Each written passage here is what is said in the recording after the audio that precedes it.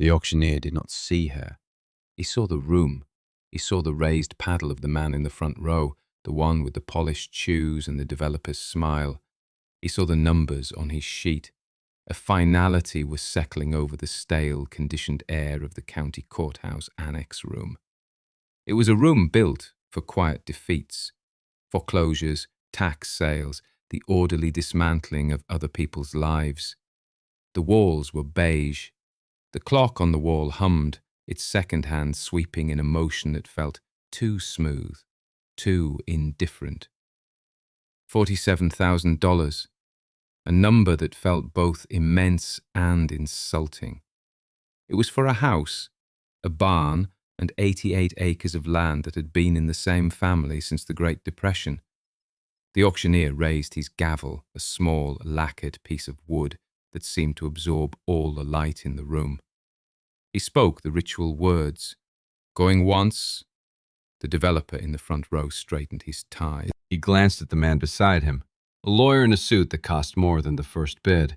The lawyer, a Mr. Davies from the regional bank's legal firm, gave a small, confident nod. This was a formality. All the real work had been done weeks ago in offices with better views. Going twice. A few local farmers who had come to watch, or perhaps to bid on the tractors later, shifted in their hard plastic chairs. They knew the family. They knew the land. They watched with the grim resignation of men who understood the mechanics of loss. The gavel reached the apex of its arc. The sound was about to be made, a sound that would turn a home into an asset, a memory into a parcel number. Stop the sale. The voice was not loud. It was clear. It came from the back of the room, near the door. It cut through the auctioneer's cadence with the clean authority of a breaking branch in a silent forest. The gavel froze in midair. Every head turned. In the back row stood a woman. She was in her late 40s, with lines around her eyes that spoke of worry, not age. She wore clean work pants and a simple blue shirt. Her name was Sarah Vance. She held no paddle. She had made no bid. She had simply spoken 3 words. The auctioneer, a man accustomed to procedure, lowered his arms slowly. What was that? He asked, though everyone had heard. The developer turned fully in his seat, annoyance pinching his features. The lawyer, Mr. Davies, remained facing forward for a moment longer, a small, patient smile fixed on his face. He had seen this before. Last-minute emotion, a desperate, pointless gesture. He finally turned, his expression one of professional sympathy.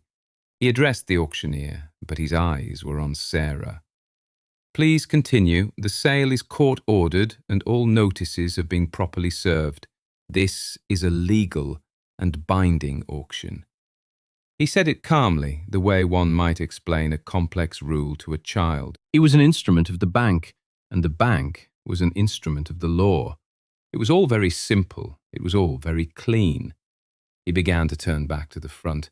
The sale is based on a debt that does not exist, Sarah Vance said, a voice just as steady as before. She took a single step forward into the center aisle.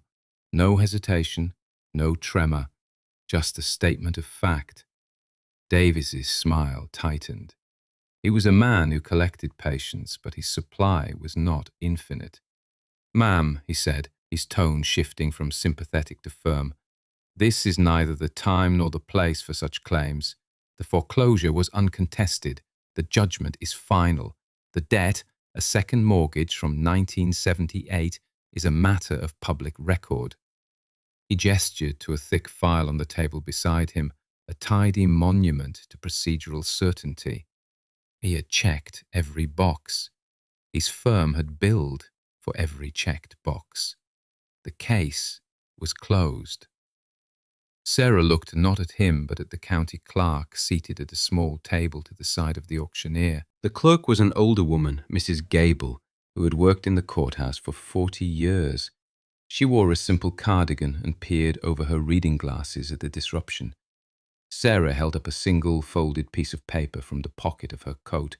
It was old, yellowed at the creases. I have the original note, she said, and I have the proof of payment. A silence fell over the room, not a respectful silence, a tense, awkward silence. The developer let out a short, disbelieving laugh. The lawyer, Mr. Davies, for the first time, looked uncertain. He looked at the paper in her hand. He looked at her plain, determined face. He had built his case on the public record, on the digital files, on the clean, modern certainty of the bank's ledger. He had never accounted for a piece of paper from 1980. The room was a testament to modern small-town bureaucracy. Fluorescent lights hummed overhead, casting a flat, shadowless light on the scuffed linoleum floor. The air smelled of old paper and weak coffee. On the walls hung framed photographs of past county commissioners, their expressions uniformly stern, as if disappointed by the future. The bidders were a mix of professionals and locals. 2 were young men in matching polo shirts, representing an out-of-state agricultural investment firm. They had been bidding aggressively on the tractors and equipment listed after the main property. Another was the developer, a man named Henderson, who saw 88 acres not as a farm, but as a potential subdivision called Oak Creek Estates, though there was no oak, and the creek dried up every August. He sat with the easy confidence of a man who had already calculated his profit margins. Beside him, Mr. Davies, the bank's attorney, was the centre of institutional gravity in the room. He was in his late 30s, his dark suit perfectly tailored, his hair perfectly parted. He radiated a kind of calm, unassailable correctness. His job was not to be right, but to represent what had already been decided was right by the institution he served. He saw Sarah Vance not as a person, but as a procedural anomaly, a final, futile piece of friction in a process that was otherwise smooth. He assessed her quickly. Working hands, sensible shoes, no lawyer beside her. This, he concluded, would be brief. He held up a hand to the auctioneer, a gesture that said, "Let me handle this." "Ma'am, my name is Robert Davies. I represent Northern Ridge Financial, the successor to the bag that held the note. I can appreciate that this is a difficult day, but the fact is the judgment is based on a properly recorded lien against the property. It was never discharged. Therefore, the debt remained, with interest." He spoke with a practiced cadence designed to be both informative and dismissive. He was explaining the world to her. Sarah Vance walked forward, slow, controlled. She didn't hurry. The sound of her work boots on the linoleum was the only sound in the room. She passed the row of farmers, their faces unreadable. She passed the investors, who were now looking at their phones. She walked until she stood before the small wooden table where Mrs. Gavel, the county clerk, sat with the official auction file. She did not look at Mr. Davies. She did not look at the developer. She spoke to the clerk, the only person in the room who was not there to buy or sell, but simply to record. "This is my mother's home," she said, "Eleanor Vance, the property of my late father, Thomas Vance." Mrs. Gavel nodded slowly, looking at Sarah over her glasses. "I know the family," she said quietly. Mr. Davies stepped forward, inserting himself between them, a gesture of control. "With all due respect, family history has no bearing on a secured debt. The law is very clear on this point." He was smiling again, a thin, professional smile. He was reasserting the established order of things. The established order was in his briefcase. It was in the court's digital docket. The world he operated in was one of files and filings, of statutes and precedents, a world where paper in a folder trumped a memory in a heart. He believed, with the sincere conviction of a man who had never been proven wrong, that what was on the screen was the truth, the only truth. What everyone assumes, he thought, is what is correct. Sarah finally turned her gaze to him. Her eyes were a pale, steady blue. She said nothing. The silence stretched. It became a presence in the room. Davies's smile began to feel brittle. He was used to arguments, to tears, to angry shouts. He was not used to this quiet, unyielding stillness. He had laid out the legal facts. He expected a response, an argument, a plea. He received only silence. The room watched. The developer checked his watch. The farmers leaned forward slightly. In that moment, the auction was no longer about a parcel of land. It was about two different kinds of certainty colliding. The certainty of a digital ledger and the certainty of a woman holding a single folded piece of paper. To understand the paper, you have to go back 6 weeks. 6 weeks before the auction, before the annex room, before the lawyer's confident smile. It started at a kitchen table. The table was old, made of solid oak, its surface scarred with the history of a family. Nicks from a dropped fork, a faint ring from a hot coffee pot, a long scratch from a childhood science project. On the table sat a stack of envelopes, most of them junk mail. In the center was a single thick envelope made of heavy paper. It was an official notice, a notice of foreclosure sale. Eleanor Vance, Sarah's mother, sat staring out the window at the fields her husband had worked his entire life. She was 78 years old, and the quiet fragility had settled into her bones after Thomas died. She had tried to keep up with the paperwork, the taxes, the bills, but she was a woman who understood seasons and soil, not interest rates and escrow. The bank had been sending notices, they said, but they'd been sending them to a post office box that had been closed for 15 years, an error in a long-ago data transfer that no one had ever caught. The official notice, the one that mattered, had been served by a sheriff's deputy a week earlier. It had found its way to her. It spoke of a debt of $12,000, a debt from a second mortgage taken out in 1978, a debt Eleanor had no memory of. "It's a mistake," she had said to Sarah, her voice thin. "Your father paid everything. He hated owing money." Sarah believed her. Thomas Vance was a man who lived by a simple code. A handshake was a contract. A promise was a debt until it was paid. He kept his tools clean, his fences straight, and his accounts settled. The idea that he would leave a debt unpaid for decades was unthinkable. So Sarah started looking. She wasn't looking for a loophole. She was looking for her father's certainty. She started in the small office off the kitchen where he kept his records.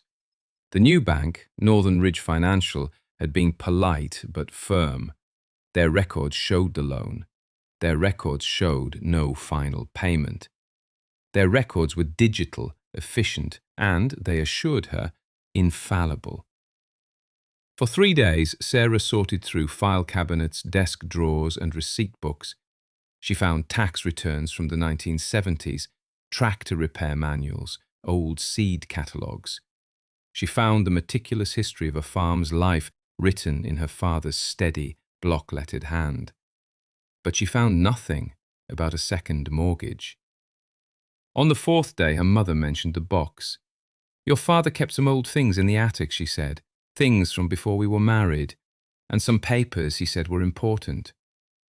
The attic was hot and smelled of dry wood and dust. In a corner, under a canvas tarp, was a small wooden trunk. Inside, nestled among old photographs and his army discharge papers, was a worn leather satchel, and inside the satchel was an accordion file. The file was labelled Farm Equipment Loans. She took it downstairs to the kitchen table. She opened it carefully. The papers inside were brittle with age.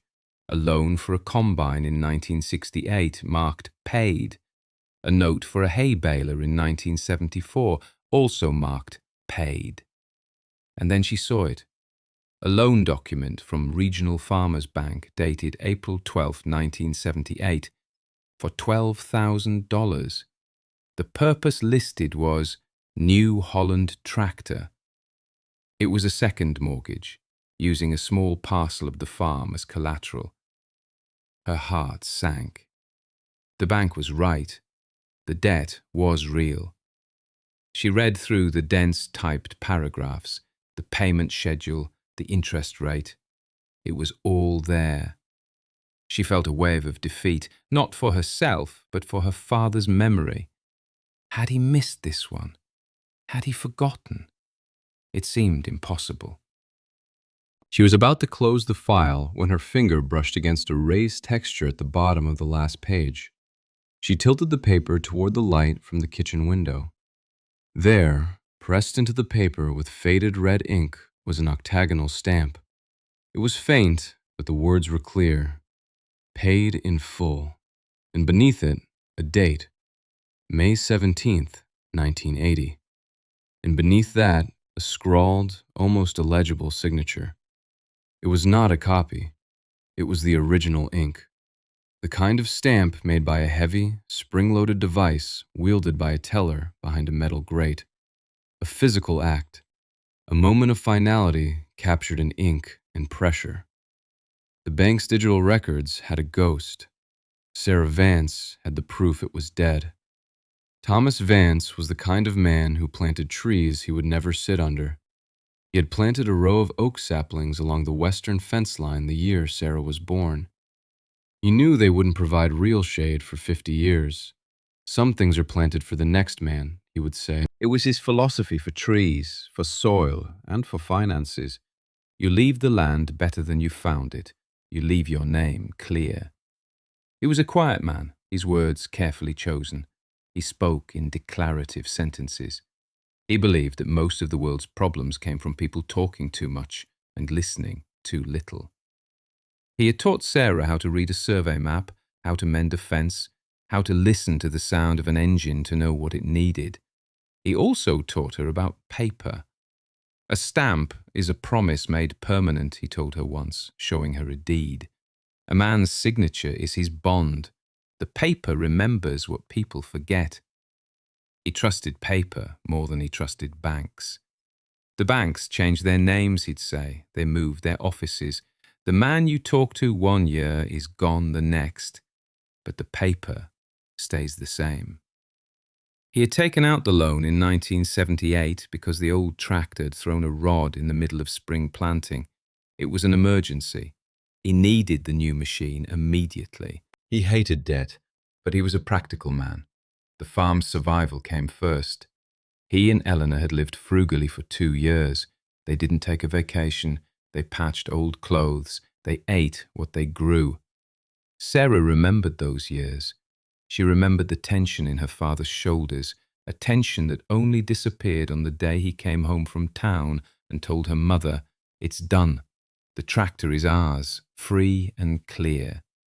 He had walked into the Regional Farmers Bank on May 17, 1980, with the final payment in cash.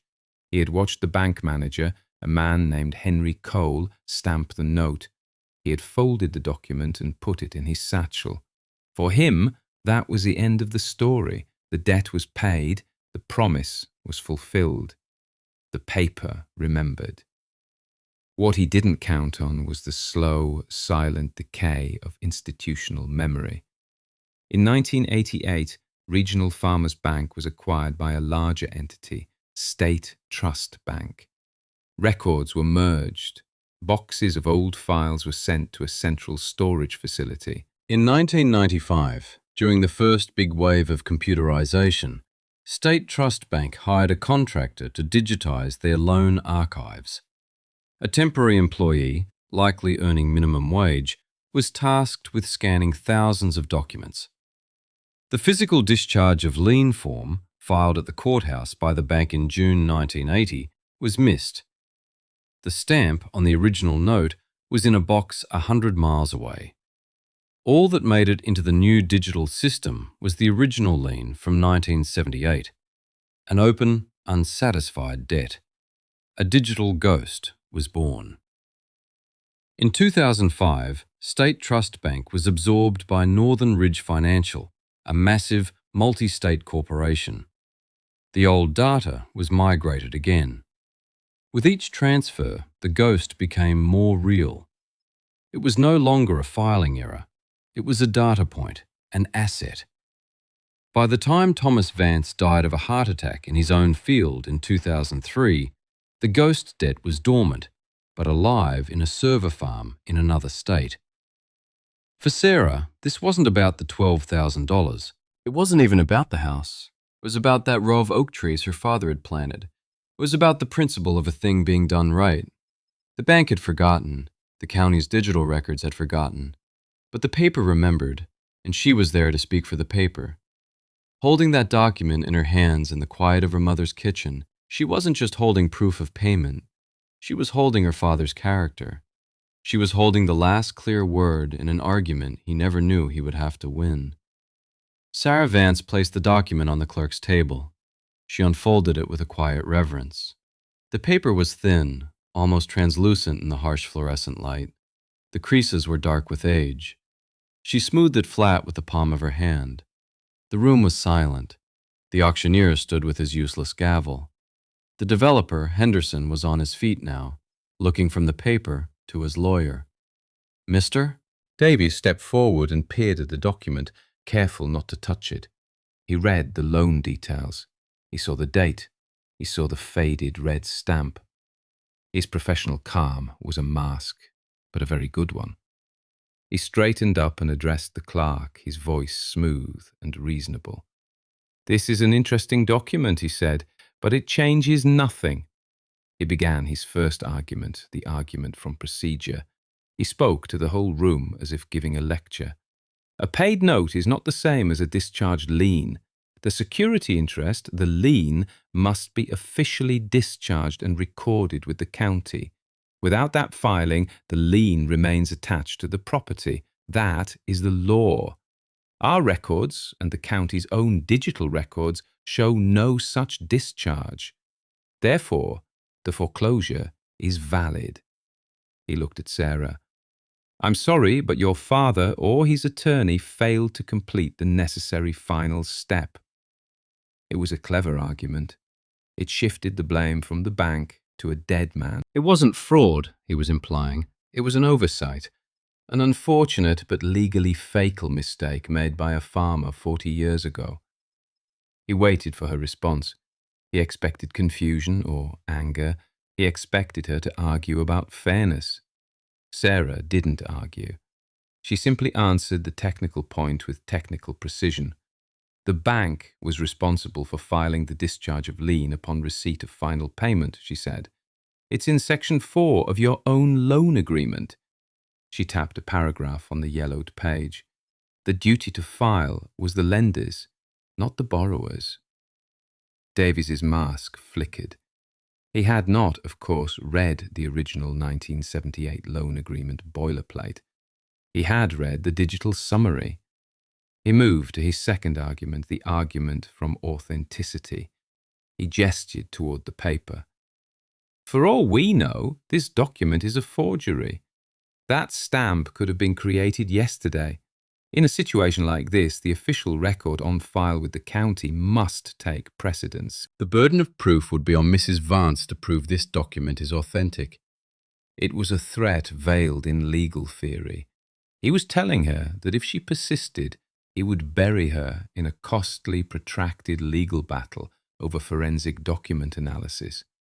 He was counting on her to be intimidated by the process, by the expense. He was counting on her to fold. Before Sarah could respond, a voice spoke from the side. It was Mrs. Gavel, the county clerk. She had picked up the document and was holding it carefully by the edges. "I recognize Henry Cole's signature," she said, a voice quiet but firm. "He was the manager at the Old Farmers Bank for 30 years. He signed my first car loan. That's his signature." Davies was momentarily stunned. He had not accounted for the clerk's memory. He had not accounted for a time when business was done by people who knew each other's names. He was losing control of the room. He moved, a bit desperately, to his third and weakest argument, the appeal to common sense. He turned to the auctioneer. "This is all highly irregular," he said, his voice rising slightly. "This auction has been scheduled for months. Notices were published. Our bank has acted in good faith based on the official records. This woman appears at the last possible second with a 40-year-old piece of paper. You cannot simply halt a legal proceeding based on something like this. It would set a terrible precedent. He was no longer arguing the law. He was arguing about convenience, about the disruption to his tidy, orderly process. Sarah spoke again, her voice cutting through his plea. The bank acted on bad information, she said, an error in your own records. You sent notices to an address that hasn't existed for 15 years. The notice of default served to my mother last month was the first and only notice she ever received about this debt. A debt that was paid in 1980. The failure was the bank's. The error was the bank's. The debt is not real. She did not raise her voice. Each sentence was a flat, hard stone dropped into a still pond. The ripples spread through the room. The developer sat down heavily. The farmers looked at each other and nodded. The lawyer, Mr. Davies, stood in the centre of the room, his arguments dismantled, his procedural certainty shattered. He had no more arguments to make. He was left with only his silence. Mrs. Gable, the county clerk, held the old loan document in her hands. She looked from the paper to Sarah, then to the flustered attorney. She had worked in this courthouse since she was 19 years old. She had seen slick lawyers come and go. She had seen families lose their farms over clerical errors, over bad luck, over the slow, grinding indifference of systems. She was a guardian of records, not of justice, but sometimes she knew the two were not the same. She trusted paper, especially old paper.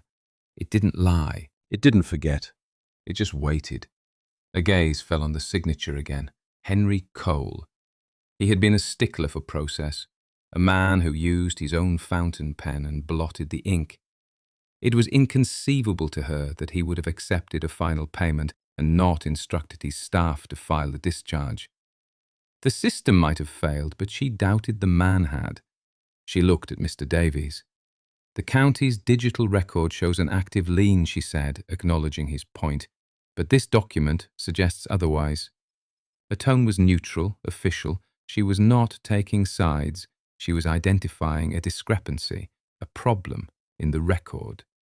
Davies seized on it. Exactly, a discrepancy, which is why the official recorded document must be considered paramount until a court can review this new evidence. The sale should proceed, with the funds held in escrow pending a resolution. He was trying to salvage the transaction, to push the problem into the future, into a formal, expensive legal process where his firm held all the advantages. He knew that if he could get it into a courtroom, he could wear Sarah Vance down with motions and discovery fees. He could make the cost of being right higher than the value of the farm. He smiled at Sarah. This is the fairest way forward, ma'am. It protects everyone's interests. Mrs. Gable did not look at him. She was still looking at the document, at the date, June 1st, 1980. A date just 2 weeks after the note was stamped paid. A memory stirred. Something about the year 1995, the big computer upgrade, the months of chaos of running two systems in parallel, the old paper ledgers and the new green screen terminals, the contractors who had been hired to do the data entry, the boxes and boxes of old files. She stood up. A chair scraped against the linoleum, a loud, decisive sound in the tense room. "Excuse me for a moment," she said. She walked, not toward the modern filing cabinets along the wall, but toward a heavy wooden door in the corner of the room, a door that led to the old records vault, a room that was mostly used for storage now. She unlocked it and disappeared inside. The room waited. Davy stood, fidgeting with his cufflinks. Henderson, the developer, was now texting furiously on his phone, his face grim. Sarah Vance stood by the table, her hands clasped loosely in front of her. She looked calm. She had done her part. She had brought the truth into the room. Now she would wait. Minutes stretched. The clock on the wall hummed its steady, indifferent tune. Finally, the vault door opened. Mrs. Gable emerged, carrying a massive cloth-bound ledger. It was dusty. The words Leon Discharges 1980 to 1985 were embossed in faded gold on the spine.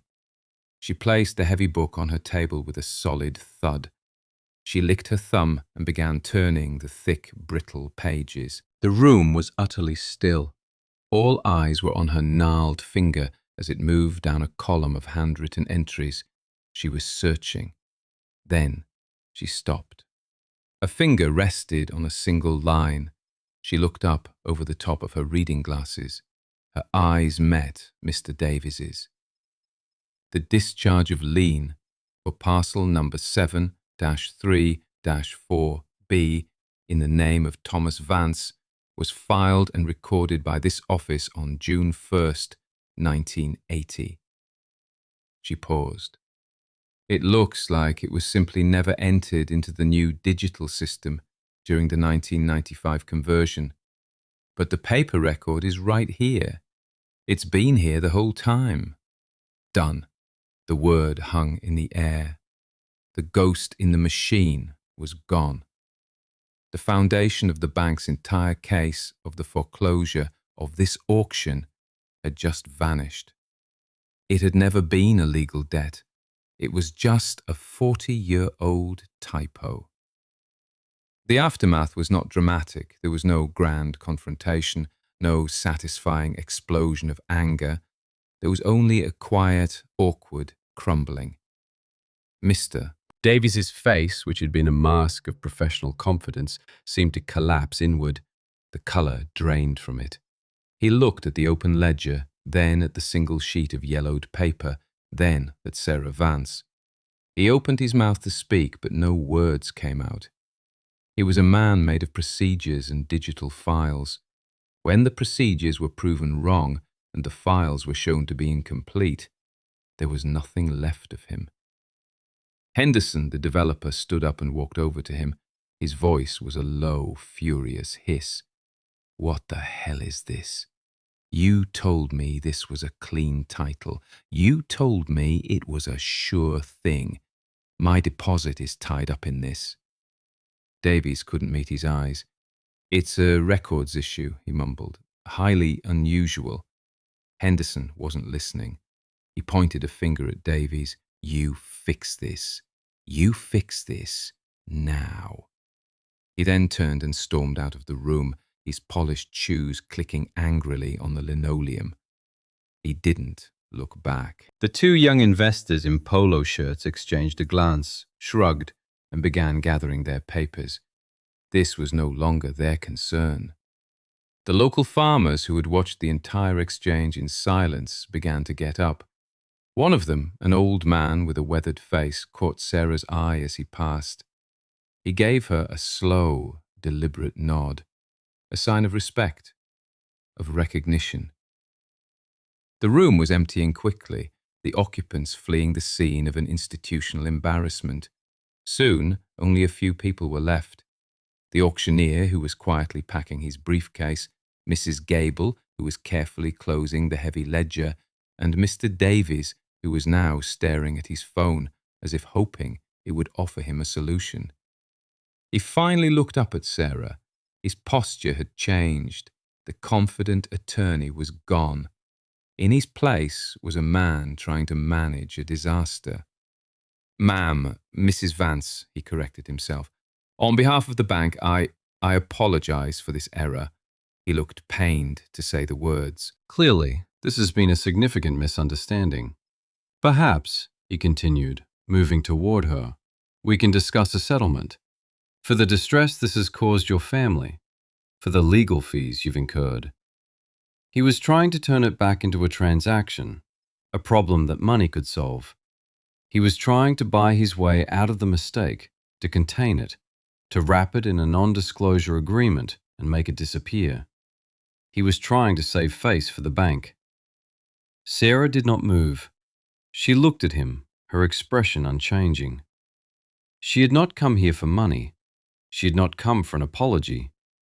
She had come for the truth. "There's nothing to discuss," she said. Her voice was flat, without triumph. "The debt is paid. The sale is void. That's all."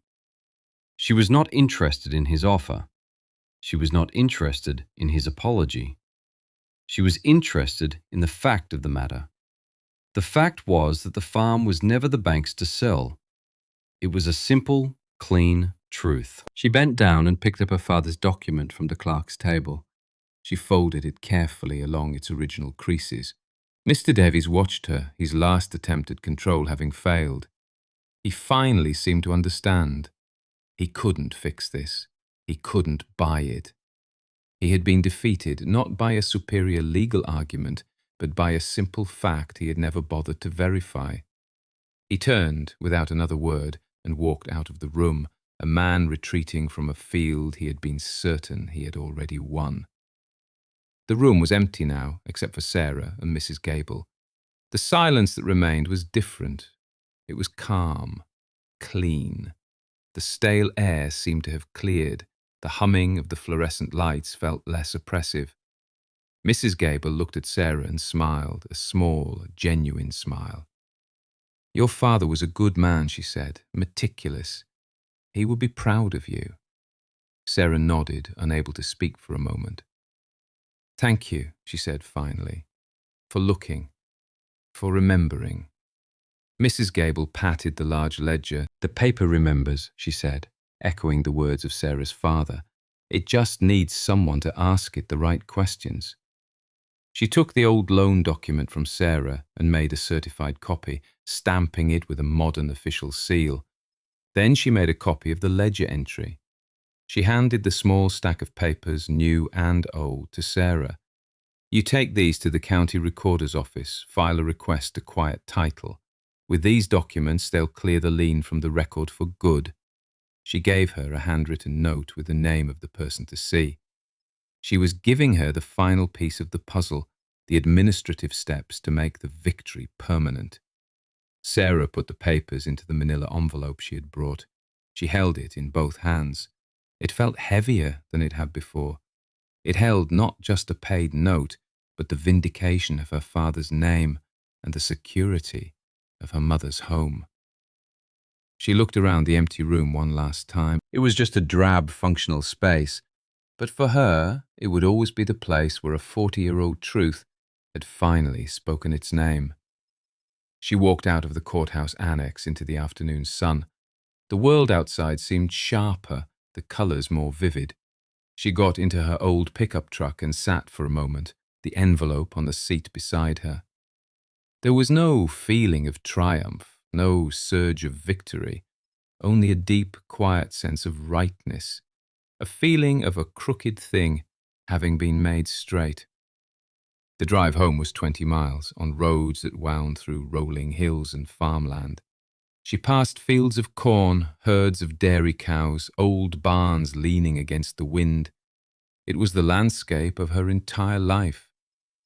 As she turned onto the gravel road that led to the farmhouse, she saw it nestled in its small valley, the late afternoon sun warming its white siding.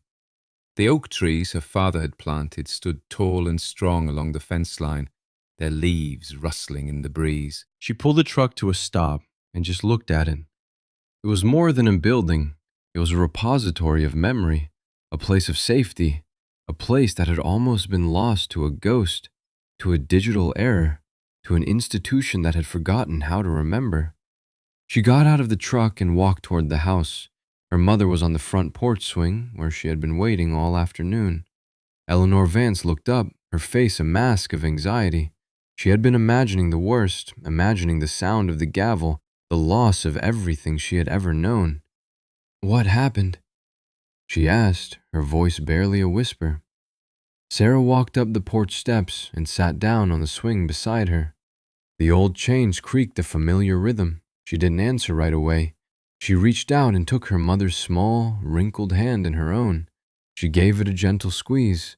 They sat there for a long moment, the swing moving back and forth. The sun was beginning to dip below the western hills, painting the clouds in shades of orange and pink.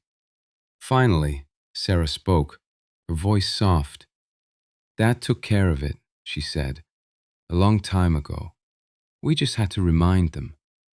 Eleanor looked at her, then out at the fields, at the trees her husband had planted. A single tear traced a path down her weathered cheek, but she was smiling. It was over. The farm was safe. The paper had remembered. Some men collect problems. Thomas Vance collected receipts. He believed that a piece of paper, properly stamped and filed, was the final word, a quiet truth that could outlast arguments, outlast computer systems, outlast the men who signed it. He had planted that truth in a leather satchel in a dusty attic, and 40 years later it had borne fruit.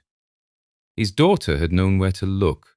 She had known how to listen for the truth her father had left behind. In a world of fast transactions and digital ledgers, sometimes the slowest, oldest thing is the strongest. If a story of quiet justice and patient vindication stays with you, there is more to come. What happens when the proof isn't on paper, but in the memory of the land itself? Next time, we travel to the high desert of Idaho, where a family ranch is threatened by a new highway survey. The state says their property line ends at the old fence. The family says it ends at the river, based on a handshake agreement from 1952. The only evidence is a line of cottonwood trees planted by a grandfather to mark a promise. We'll see what holds.